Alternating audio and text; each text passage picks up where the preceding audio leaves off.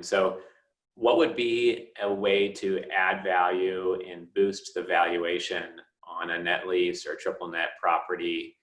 You mentioned earlier maybe extending the lease term so it's not impaired if there's less than 10 years. I would guess that would be one way. Is there another way or two to add value and kind of boost NOI or boost the return for an investor? Yeah. So the cash flows are set. That's a lease. It's determined. It's predetermined. And so all the value creation here is not really going to be something that you're going to do like another piece of real estate where you can offer something else to the tenant or something like that and they'll pay more, although maybe that would occur. But you a lot of it has to do with the transition points in the lease and the ownership period, and it has to do with financing. So as many leases, for example, they have increases that occur. The rent jumps after 5 years or every 5 years. Well, when that occurs, there is a, obviously the rent's jumping, the value is going to jump.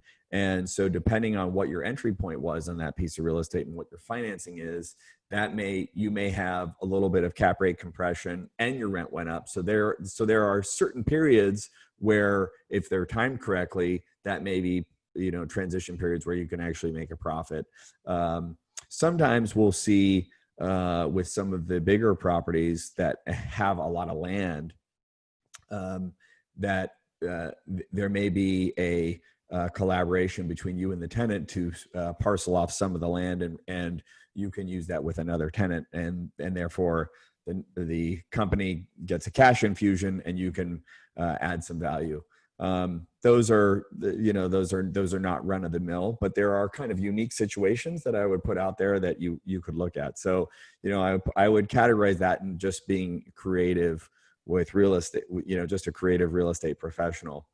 Sure. And then as we discussed, as you get toward the end of the lease term, if the tenant's doing very well, they're not going to want to leave. They're going to want to extend. And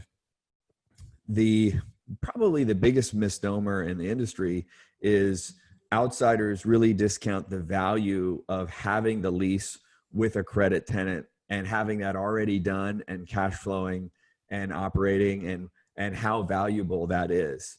So, for example, if you had 2 years left on a lease and they were going to extend the lease and the rent was going to go up by 5% or 10%, at that 2-year point, yes, your rent may go up by 5 or 10% in a couple years, but there may be additional value for you at that moment to extend the lease by 10 or 15 years and not raise the rent as much if you had a good credit, because now a new investor can come in and buy that asset knowing they have a new 10 or 15 years left on the lease instead of 2, and there would be value creation there. So, so you kind of play that by ear.